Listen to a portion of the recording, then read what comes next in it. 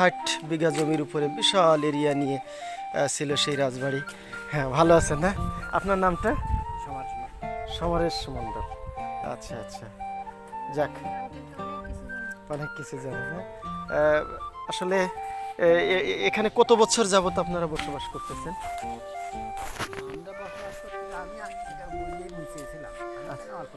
আচ্ছা,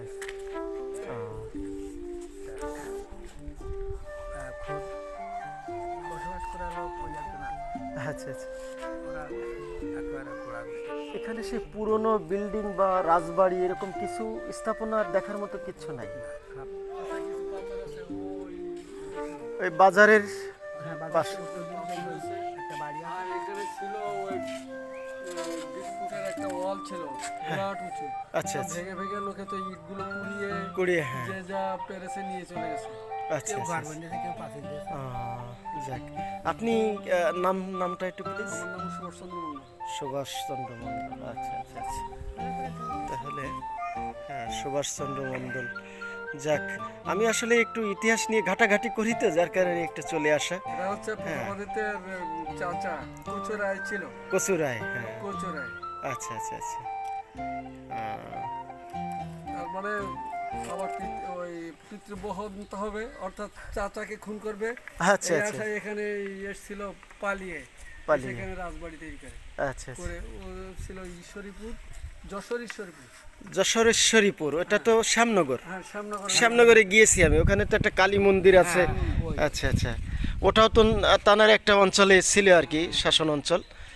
আচ্ছা আচ্ছা। প্রিয় বন্ধুরা, রাজা প্রতাপাদিত্য এবং তার যে বংশধর, সেই কথাগুলো শুনছিলাম। এই যে এখানকার মুরব্বী আছেন, হ্যাঁ, কচু রায়ের, কচু রায় ওনার চাচা ছিলেন নাকি? চাচা ছিলেন, আচ্ছা আচ্ছা। স্বপ্নদ্রষ্টা হয় নাকি যে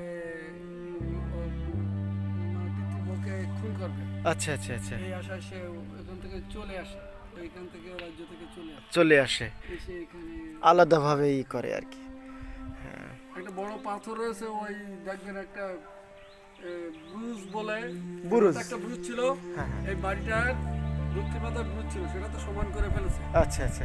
হাই ছিল মনে হয় ওই মন্দিরের মাথা পর্যন্ত, অতটা উঁচু হবে হাইটা। ওরে বাবা। ওর ভেতর থেকে ইট পাথর, চৌকো চৌকো পাথর, এখনো অনেক বাড়িতে চৌকো চৌকো পাথর রয়েছে। প্রিয় বন্ধুরা, যে পাথরগুলো দেখতে পাচ্ছেন, এটা কিন্তু সেই অর্ধ সহস্র বছর আগের সেই রাজা প্রতাপাদিত্যের স্মৃতি বহন করে আছে। এখনো সংরক্ষণের কোনো উদ্যোগ নাই।